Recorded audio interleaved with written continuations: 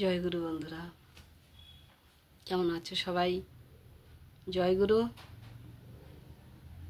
বন্ধুরা, আজ একটা কথা বলবো। এটা মাঝে মধ্যেই কথাটা শুনে থাকি। কথাটা হচ্ছে কি, সবাই রাধে রাধে বলে বলে না? আমরা জয়গুরু বলি বলে আমাদের সাক্ষাৎ মাত্রেই যেখানে সেখানে ঘরে আমরা পরিবারের ভিতরে সবাই সবাইকে জয়গুরু বলি। তো কেউ মেনে নেয়, আর কেউ কিন্তু এটা ভালো লাগে না। তাদের লাগার মানেটা হচ্ছে যে বোঝে, আর যার ভালো লাগে না সে অ্যাকচুয়ালি বুঝতে পারে না। এটা নিয়ে আমি একটু বলি, কিছু মনে করবে না। এই যে গুরু ভগবানের শাখার, আমরা রাধে রাধে বলি, জয় গুরু বলি, হরিবল হরিবল বলি, রাম রাম বলি। আমরা যেটা বলেই সম্বোধন করি ঈশ্বরের নাম করেই করি, তো যারা করি। তা এখানে দেখা যাচ্ছে যে যেটাই বলছে রাম রাম বলছে, তারও গুরু আছে।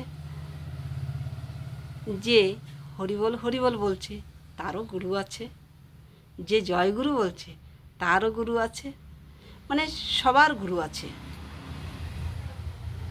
এখানে জয়গুরু আমি যেটা বুঝি, যে জয়গুরুটা বলার কারণ এটাই যে যে আমাকে হাত ধরে পথটা দেখালো, তাহলে তার জয়টা আগে দিতে হবে, তাই তো? গুরুদেব আমাকে এই রাধা নামটা দিয়েছে, এই রাম নামটা দিয়েছে ইত্যাদি।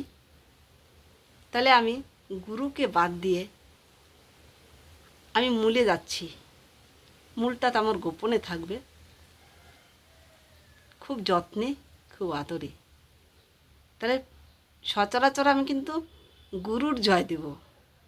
গুরু হচ্ছেন ঘরের দরজা, বারান্দা, তাই না? এবার দরজায় উঠলাম, বারান্দায় গেলাম, ভিতরে ঢুকলাম।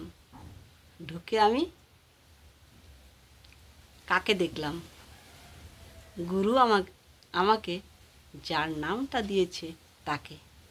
তাহলে আমি যদি জয়গুরু বলি, তাহলে কোথায় আমি জ্ঞান দিচ্ছি না, ক্ষমা করবে। আমি জাস্ট মিনিংটা ঠিক কিনা তা আমি জানি না, আমি যতটা বুঝেছি এই পর্যন্ত আমি সেটাই তুলে ধরছি। জয়গুরুর মানে এটাই, গুরু কার নেই। আমরা যারা গুরু ধরিনি এখনও, আমাদের তাও গুরু আছে। আমরা 1 ক্লাস পড়ি, 2 ক্লাস পড়ি, বা আমরা আঙ্গনবাড়ি মানে টুনুমুনু স্কুল, সেখানে গেলেও গেছি। সেখানে শিক্ষক ছিল তো শিক্ষক ছিল। এবার আমরা জন্ম নিয়ে যারা আমাদের লালন পালন করছে, জন্মটা দিল, খাওয়া পড়া দিচ্ছে, মা বাবা, তারাও আমাদের গুরুজন, তাই নয়? আমি যে কোনো একটা হাতের কাজ শিখছি, সেলাই কাজ শিখছি, মেকানিক লাইন শিখছি, আমি আর্ট করা শিখছি, আমি কৃষি কাজ শিখছি, আমি যে কাজে যাচ্ছি, যে আমাকে প্রথমে ধরিয়ে দিচ্ছে, দেখিয়ে দিচ্ছে, প্ল্যান দিচ্ছে, সেই তোমার গুরু। গুরু বিনে কোনো কিছুই হয় না। সাধারণ একটা ফোন প্রথমত একেবারে নতুন আমি কিনলাম, আমি একটু হলেও জিজ্ঞেস করব এটা কিভাবে কি করতে হয়। আমাকে কেউ দেখিয়ে দিল, বলে দিল, সে তো আমার গুরু। গুরু ভাঙলে হচ্ছে আমি অজানায় অন্ধকারে ছিলাম, আমাকে জানিয়ে দিল বা দেখিয়ে দিল। রু মানে আলো, আমি সেটা প্রকাশ্যে গেলাম, তাকে বলে গুরু। সবাই আমরা জানি। তাহলে এখানে আমাদের পরম প্রেমময় দয়াল গুরু ঠাকুর অনুকূল জয়গুরু শিখিয়েছে। বলো বন্ধুরা, এতে দুর্বলতা কোথায়, খারাপ কোথায়? আমরা গুরুর জয় যখন দিচ্ছি, জয়গুরু যেই এক কথায় বলছি, এই ব্রহ্মাণ্ডের সবাইকে পেয়ে যাচ্ছি। ঈশ্বর, আল্লাহ, যিশু, ভগবান, রাধারানী সবাইকে তো পাচ্ছি। গুরু খুশি হচ্ছেন যে আমার দোহাইটা আগে দিল, আমার নামটা আগে স্মরণ করলো। তাহলে গুরু ধরে যদি আমরা গুরুর নামটা, তার স্মরণটা আগে না করি, তাকে যদি ধন্যবাদটা আগে না জানাই, তার জয়টা যদি আগে না দেই, তাহলে আমি একটু কেমন যেন হয়ে যাই না? যে বলে না, যার জন্য রামের মা তাকেই তুমি চিনলে না, তাই তা নয় কি? কিন্তু এখন দেখি অনেকেই জয়গুরু বললে জয়গুরু বলে, আর কেউ হঠাৎ একটু ঘুরে ধরে কথাটা, কেন জয়গুরু বলতে হবে, রাধে রাধে বললেই হয়। যে ওটা তো আমি বলি যে ওটা তো ভিতরের জিনিস, ওটা তো ভিতরের, ওটা তো গুরু ধরে পেয়েছি। তো গুরুর জয়টা আগে দিতে হবে না? যে আমাকে দিল তাকে তো আগে স্মরণ করতে হয়। এখন ধরো একটা কথা, ঠিক আছে আমি রাধে রাধে বললাম, রাধে রাধে বললাম, রাম রাম বললাম, সর্ববীজ নামের গোপন নাম তো তার আছে, তার শাখাটাই বললাম। আমি গুরুকে জয়গুরু বললাম না, আমি জয়গুরু বললামই না। যার ভালো লাগবে তার ভালো লাগবে, কিন্তু গুরুর কি ভালো লাগবে? আমার প্রশ্ন এখানে, গুরুর কি ভালো লাগবে? তাহলে তখন গুরু কি বলবে? কি বলবে গুরু? এখন দেখা যাচ্ছে আমি ভাত খাচ্ছি বা খেয়েছি, আমাকে কেউ জিজ্ঞাসা করলো যে তোমাকে, তুমি খেয়েছ? আমি যদি বলি হ্যাঁ খেয়েছি, তখন আমাকে যদি জিজ্ঞাসা করে তো কে রান্না করেছে, তখন আমি তো বলবো যে আমার মা রান্না করেছে। খেতে কে দিল? মা খেতে দিয়েছে। তাহলে মার পরে কে আসছে? মাতা পিতা আসছে। পিতা মাতা বলি, কিন্তু আমরা মাতা পিতাই বলি, পিতা মাতাও বলি। সেখানে যদি কেউ জিজ্ঞাসা করে যে তোমার মাতা আয় করতে গিয়েছিল, এনে তো দিয়েছে পিতা, কই আমরা তো পিতার কথা বলি না। মা রান্না করেছে, মা দিয়েছে, মা আমাকে যত্ন করছে, যোগান তো একজন দিচ্ছে। কিন্তু আমরা কি বলি? মা ভাত রান্না করেছে, মা দিয়েছে, খেয়েছি। কিন্তু বলি না যে বাবা আয় করে টাকা এনেছে, বাবা চাল কিনেছে, বাবা তরি তরকারি সবজি কিনেছে, তেল মশলা কিনেছে, তারপরে এনেছে, তারপর মা রান্না করেছে, তারপরে আমাকে দিয়েছে, আমি খেয়েছি।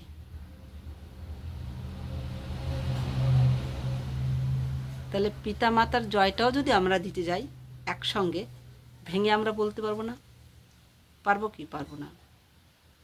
একটা প্রশ্ন যদি কেউ করে, তুমি খেয়েছো? খেয়েছি। কে রান্না করলো? মা রান্না করলো, ইত্যাদি ইত্যাদি ভেঙে বলা যায় না। যখন আমরা জয় গুরু বলি, তখন মাতা পিতা, দীক্ষাগুরু, শিক্ষাগুরু, আমাদের সবার জয় হয়ে যায়, সবার জয় হয়ে যায়, সব গুরুর জয় হয়ে যায়। কে গুরু না আমাদের?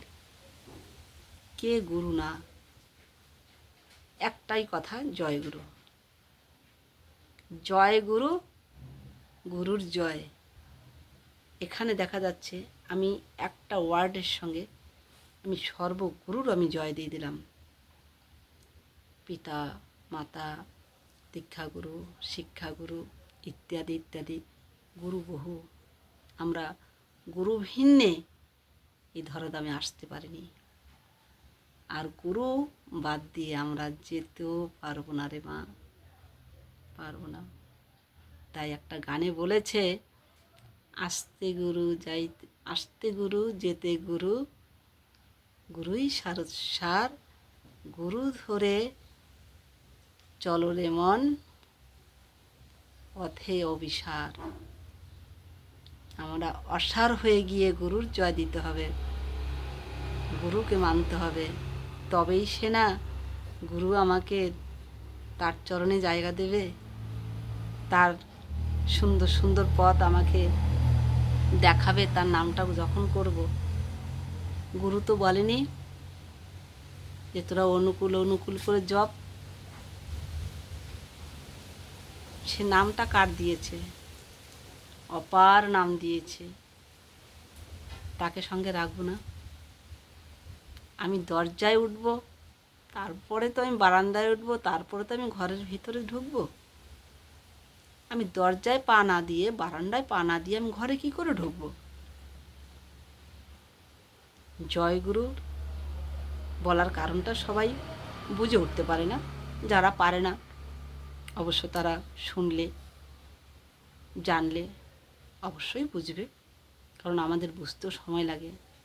আমরাও তো আর একসঙ্গে বুঝে যাইনি, বোঝাটা সবই যায়, জানা যায়।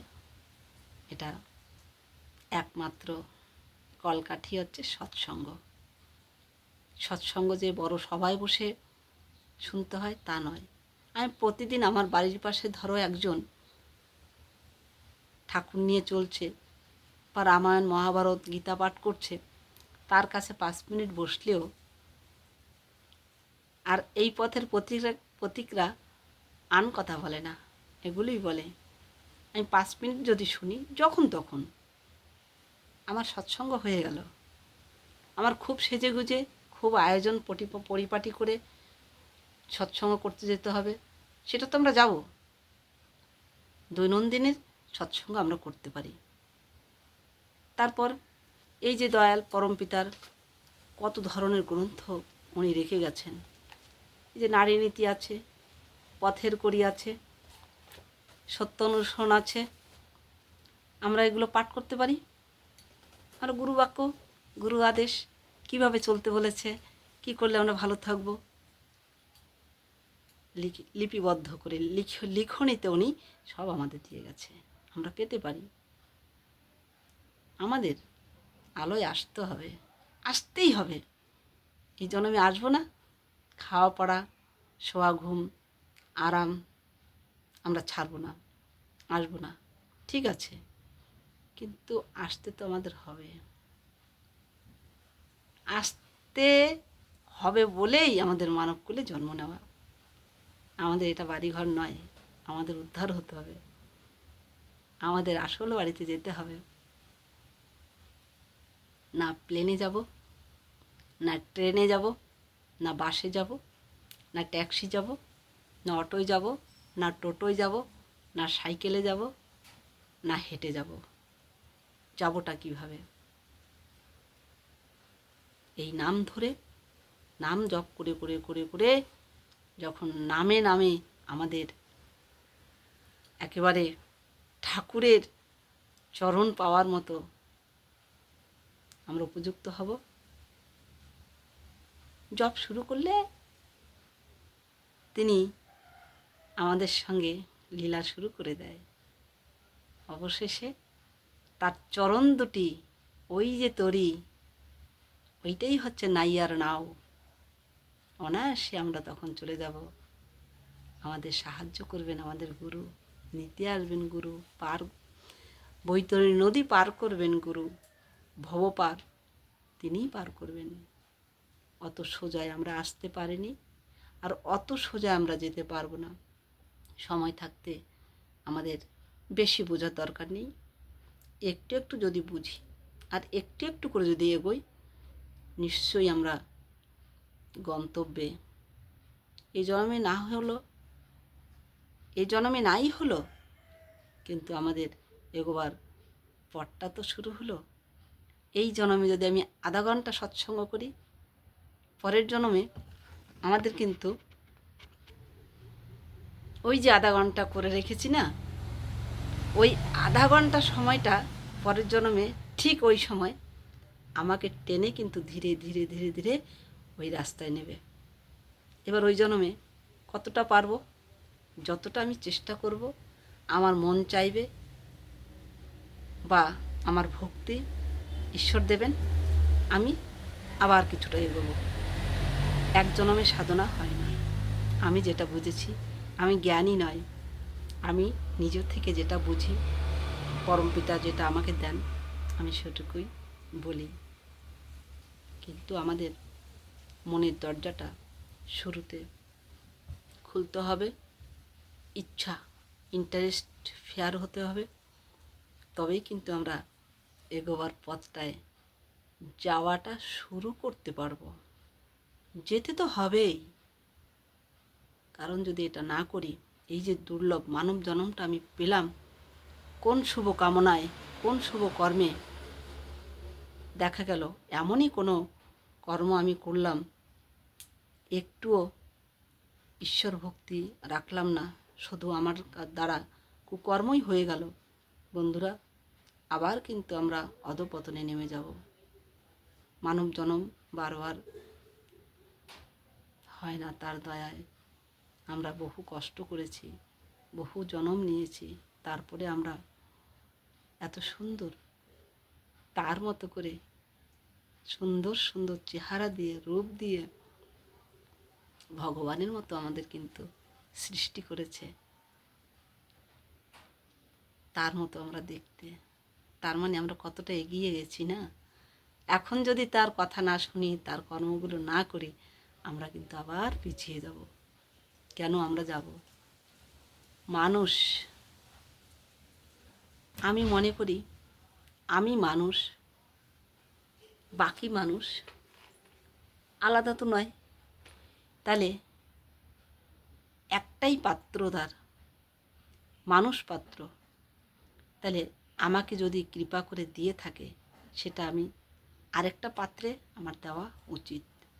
মানুষ মানুষই হয়, একই হয়, আপন নেই, পর নেই। এখানে জন্ম নিয়ে আসার পরে আমাদের বংশ হয়, আমাদের গোত্র হয়, আমাদের পরম্পরা হয়, আমাদের কাস্ট হয়। মরার পরে আর কিছুই থাকে না, আত্মা কারোর কোনো টাইটেল নিয়ে আবদ্ধ থাকে না। মরার পরে আবার কোথায় কোন দেশে গিয়ে জন্ম নিতে হয়।